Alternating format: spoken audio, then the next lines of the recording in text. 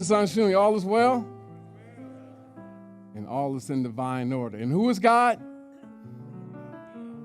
Ooh, we're getting close. We're getting close.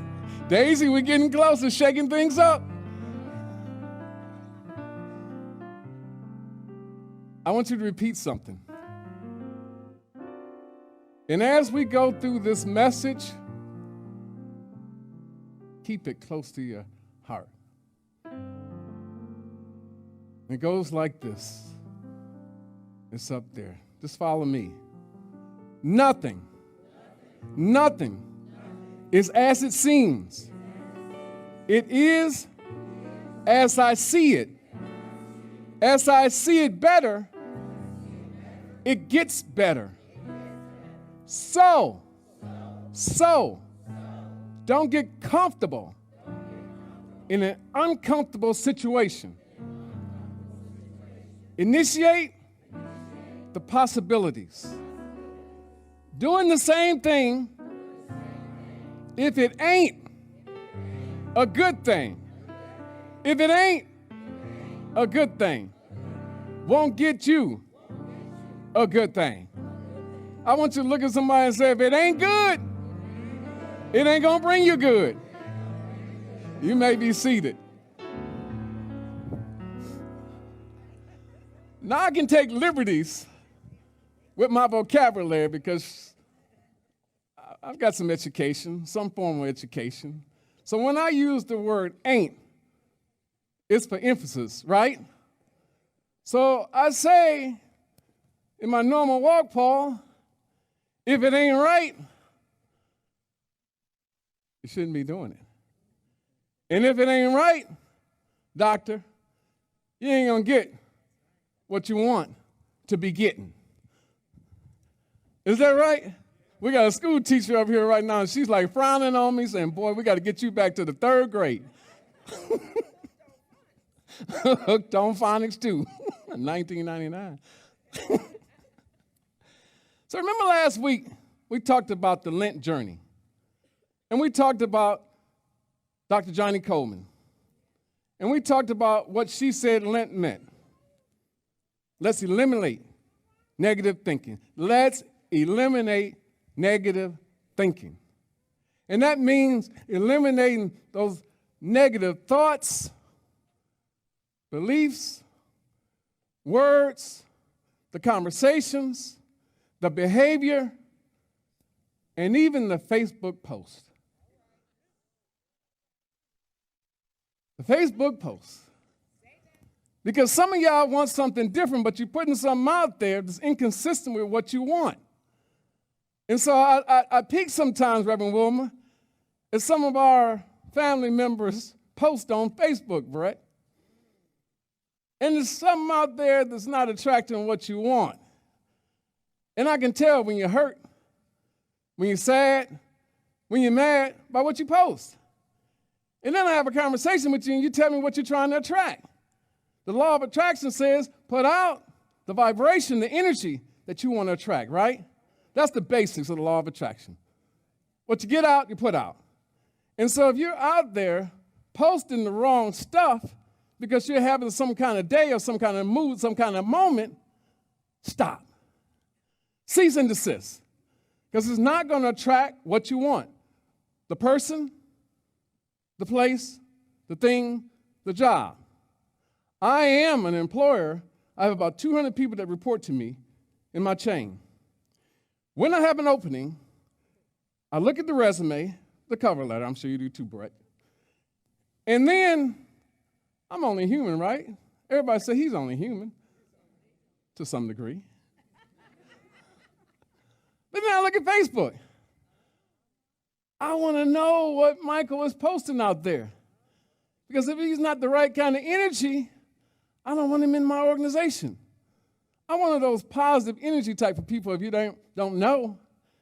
And so when negative vibrations are already signaled through Facebook, what do? I walk away from that person. And so be careful what you post. Because last week we talked about Lent. Let's eliminate negative thinking.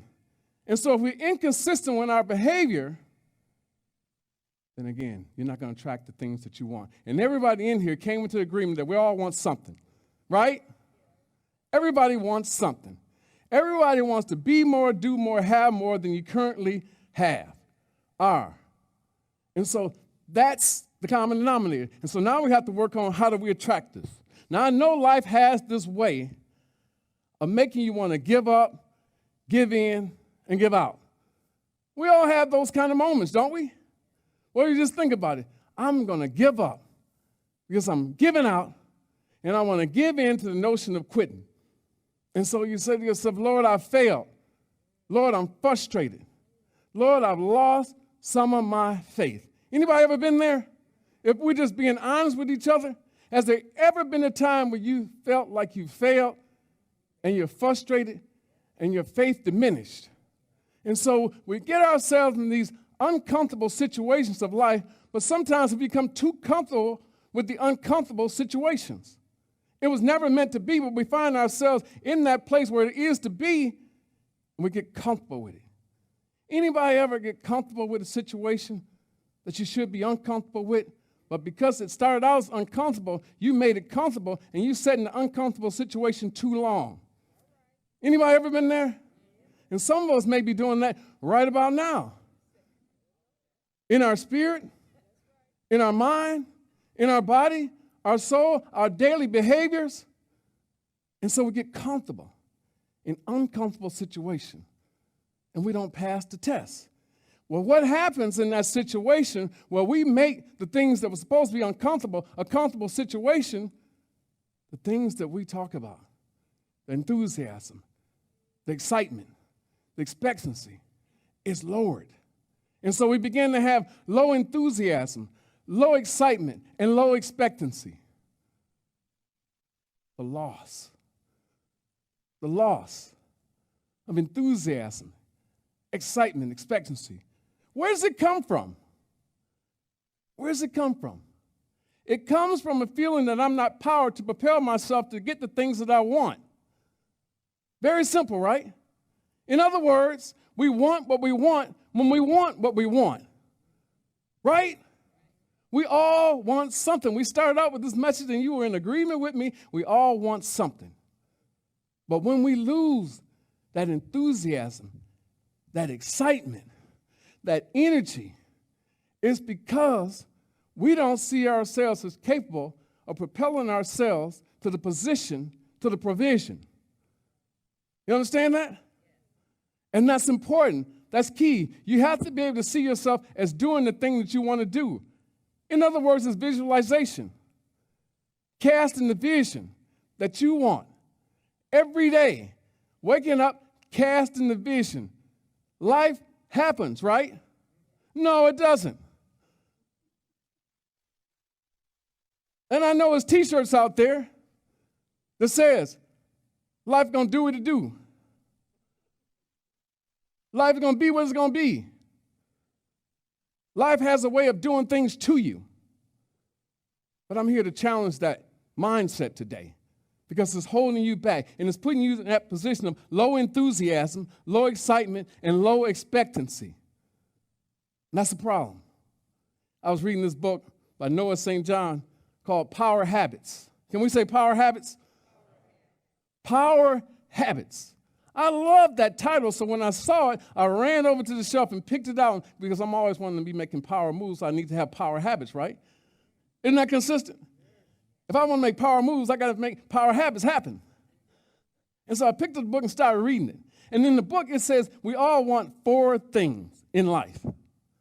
More time, more energy, more meaningful relationships, and more money.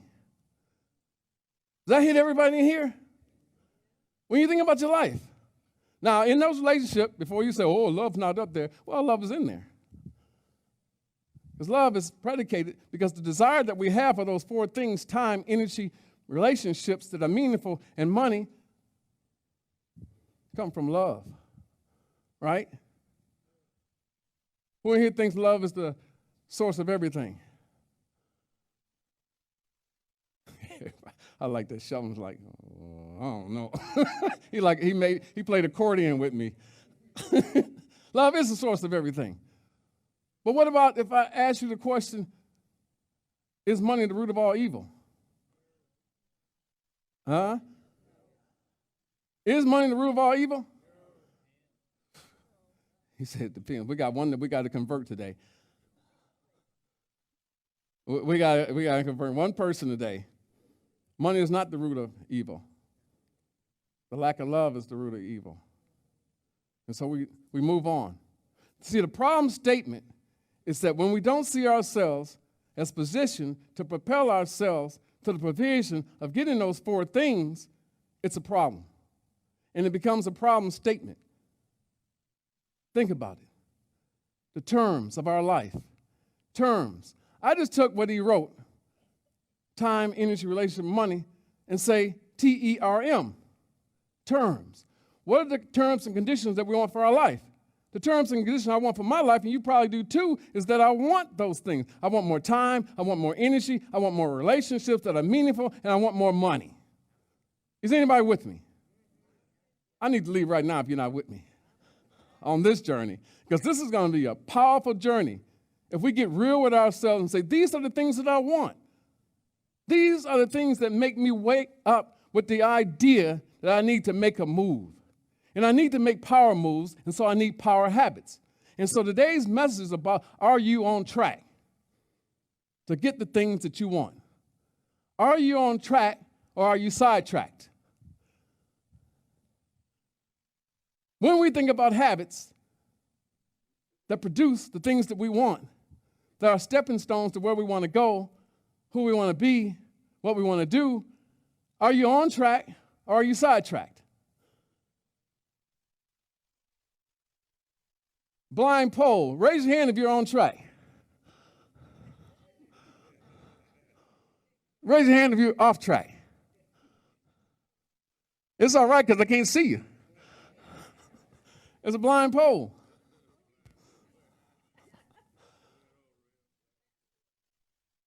But the whole thing it is that we always say, Lord, give me strength. Lord, give me strength. We talked about that, Reverend Wilman, the incomplete prayers. Lord, give me strength. Strength to do what, Reverend Leslie? Get on track. I like that. But that's what we want. Give me strength to be on, to get on, to stay on track. Can we say that together? Lord, give me strength. Ooh, that's kind of lukewarm. Lord ain't going to hear you. Lord, right inside of you and can't hear that vibrational energy from you. Let's say that. Lord, give me strength. To be on, to get on, to stay on track. What is strength? Strength is energy. Energy of the mastermind God, which simply allows us freedom from our very own weaknesses, our stability of character, our power to withstand temptation. Has anybody ever been tempted to do something that's inconsistent with what you want to be known for, where you want to go? But you're tempted for that split second to do something that gets you off track. Anybody ever been tempted and it got you off track? Raise your hand. Am I the only one? That's just about everybody. Everybody's had that moment where you were tempted by something.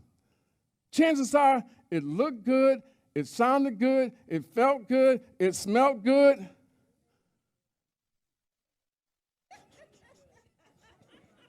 I ain't even going there. That's dangerous. And I just came from a Peebo Bryson concert last night. Nope, I ain't doing that. But it's to be on, to get on, to stay on track. And how do we do that, Reverend Glenn?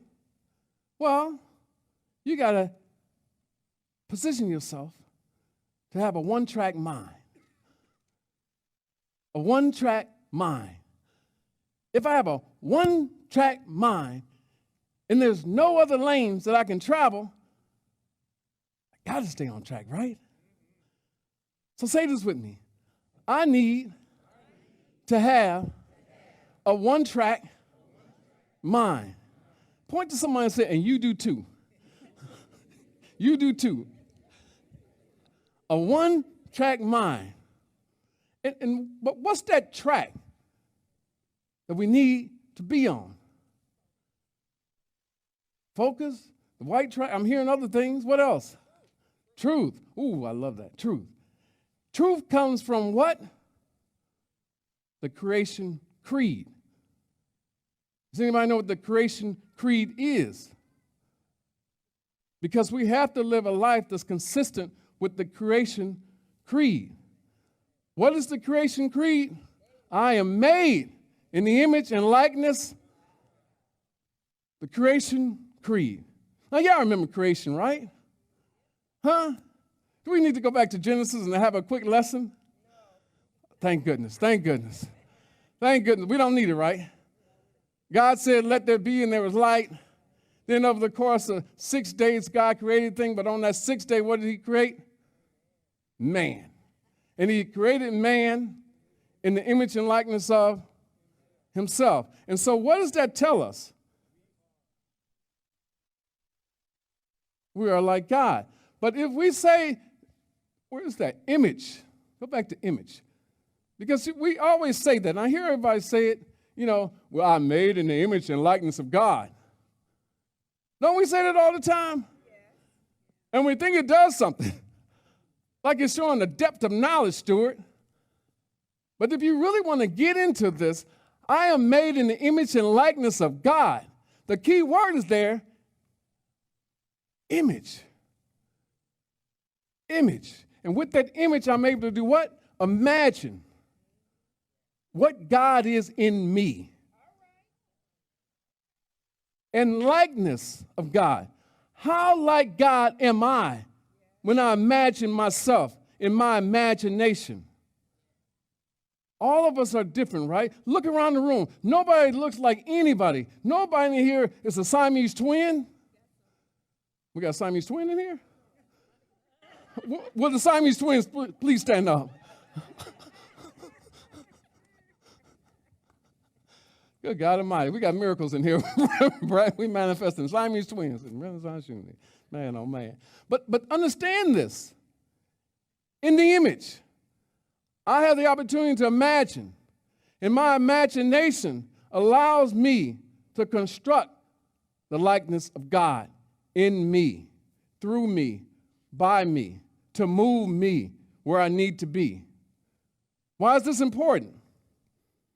Why is this important? Because the truth shall set you free. Freedom allows us to get all those things that we just talked about. The relationships, the money. That's why it's important. And so you have to understand this because we say it all the time. I'm made in the image and likeness of God. Well, what are you imagining God to be? Through you. Like you. And your likeness being like God. Now, I want to go to a foundational truth. Can we go to a foundational truth? It's just a teaching moment. That's all it is. Let's go to Genesis, first chapter, verse 12. Michael, can we go to Genesis, first chapter, verse 12? Can we go there? And the earth brought forth grass and herb. Herb, what is herb?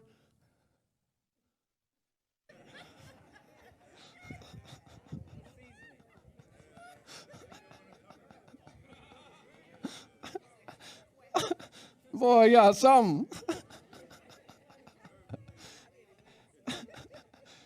Well, you can just say it's something I use to help my glaucoma. And the earth brought forth grass and herb yielding seed after his kind. And the tree yielding fruit whose seed was in itself after his kind, and God saw that it was. What's important there? What's important there? If I'm made in the image and likeness of God, what's important there? Whose seed was in itself. The seed was already there. And what did it produce? After its own kind. This is significant because if you're made in the image and likeness of God and God is in you and the seed of God is planted in you, what can you produce? The same thing that God, Jesus, produces, right? And so why is the expectation low? Why is the energy low? Why is the enthusiasm low? And why is, oh, you didn't know that. Well, that's why we come here today. That's why we come.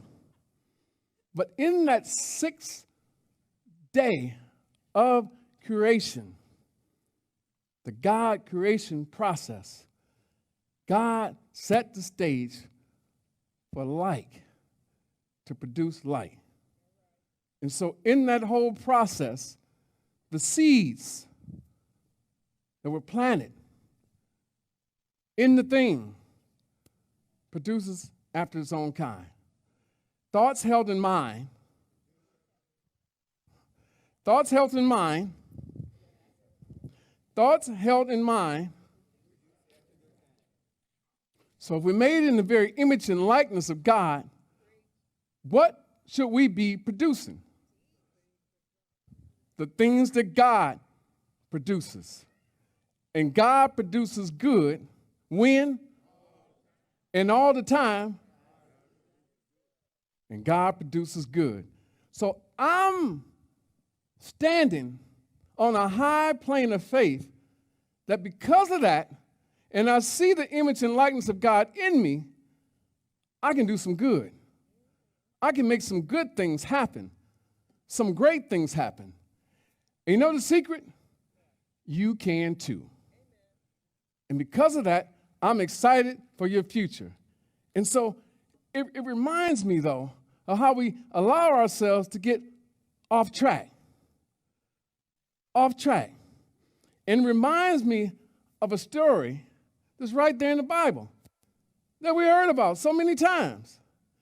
Men, fishermen, on a boat, had been out all night long fishing. Didn't catch a thing. Remember the story? All night long, professional fishermen, and they didn't catch a thing. Jesus appeared and said, hey, what y'all catch?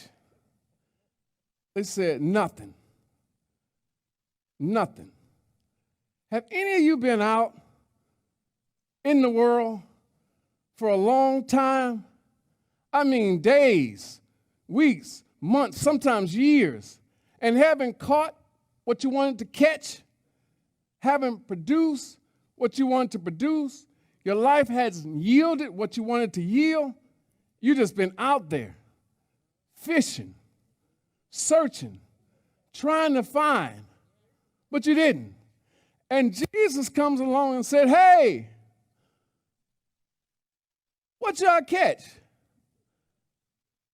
Nothing. And so he comes up to him and he says, well, I got an idea. And they say, hell, hold on, Jesus. Now, we professional fishermen. We know what we're doing. And we've been doing what we're doing for a long time. So when you've been doing what you've been doing for a long time, you know what you're doing, right? No. Maybe not. If you've been doing what you've been doing for a long time and it ain't getting you what you want, you ain't caught no fish, maybe you need to do something different, right? Jesus walks up on them and says, well, hey, I got an idea. And then again they said, well, hold on, Jesus. We're professional fishermen. You're trained to be a carpenter. A carpenter. So you don't know anything about fishing. Huh? At that moment, Jesus thought about, I'm a carpenter. I know how to fix things. Y'all see that? I'm a carpenter. I know how to fix things. And so I'm going to give you a piece of advice. Go out into the deep waters. The deep waters. And cast your net on the right side of the boat. How about that? And they said, well, we've been out all night. We reminded you. and we didn't catch anything. Fish ain't biting. You ever heard that? The fish ain't biting. And all he did was say, go out there, just give it a try. Go out into the deeper water. Why is he telling them to go out into the deeper water? Huh? More opportunity in the deeper water. There's new thoughts out there, new ideas to explore, to find in the deeper water. Maybe the water that you're fishing in is too shallow. It's too familiar. And so maybe it's time to move into the deeper waters, the untreaded waters, the uncharted waters. Go out in the deep waters and cast your net on the right side of the boat. Why on the right side? Because I want you to get into alignment, into agreement with right thinking. Because obviously, if you've been casting your net on the left side and it hasn't produced anything, you need to get on the right side and think right. And so what did they do? They tried this. They went out into the deeper water. They cast a net, John, on the right side. The fish started coming into the net in such a high number, they couldn't pull it all in. The net broke with all these new thoughts, these new ideas. And they got excited. They began to say, as we say in my neighborhood, you the man. You the man. And so all I'm leaving you with this morning is that I wake up every morning and I have this little thing, this mastermind journal. And I always have it right next to me. And all I do sometimes is just say enthusiasm, excitement, expectancy. It's high. It's not low. Say that with me. Enthusiasm is high. Excitement is high. Expectancy is high. All I see is the good. All I do is make good. All I see is the good. All I make is the good. And so, I'm good. Maybe I'll stand. Emily Cady said something. Deny the appearance of evil. Affirm good. Deny weakness. Affirm strength. Deny undesirable conditions and affirm the good that you desire. And we all want a life that's all good. Can we say that? It's all good. It's all great. It's all God. And I'm one with God. And that's the truth. And so help me, God, move to the good, now and forever. I got an affirmation.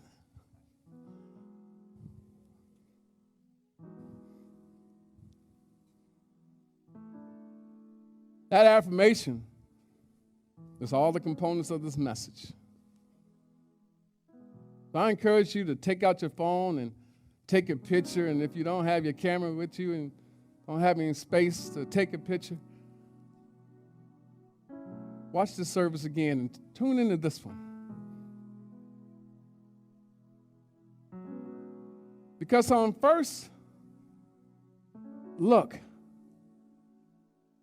on first appearance, sometimes we get lost. We get discouraged. We lose our energy, our enthusiasm, our excitement for life. And we forget who we are, who's inside of us. I am one with God. God lives in me, through me, and as me. And as such, I'm just as powerful as the master teacher Jesus. I just got to keep reminding myself who I am. I have the power to create any and everything I want. Love, joy, peace, prosperity, healing. But I can't afford to have that low vibrational force, that low energy, that low expectancy. So again, this morning, if you're in that category, cease and desist. Live intentionally. Join me in this affirmation, but repeat it after me. So I don't want you to do this affirmation with low energy, low enthusiasm, or low expectancy. Everybody say, the sky is the limit.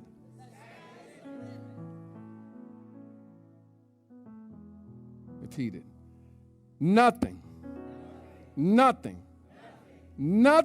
is as it seems. It is as I see it. And as I refine my vision and reclaim my divine inheritance, my reality will transform. I won't settle in discomfort. Instead, I'll ignite the flames of possibility and enjoy comfort. I'll venture into new realms, thoughts of words of action. I will live intentionally, where every moment, every task, every interaction matters. And I matter most with my enthusiasm, with my excitement, with my expectation. I see goodness. I embrace goodness. I create goodness. And so it is. Amen. You may be seated.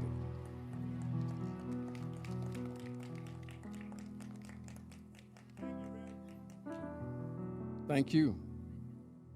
There's something I need to tell you. As a family, Renaissance Unity, I love you. And there's nothing you can do about it. I love because I am love. And I know you are loved too. See the love in each other. Do good and be good. Thank you for having me this morning. God bless each and every one.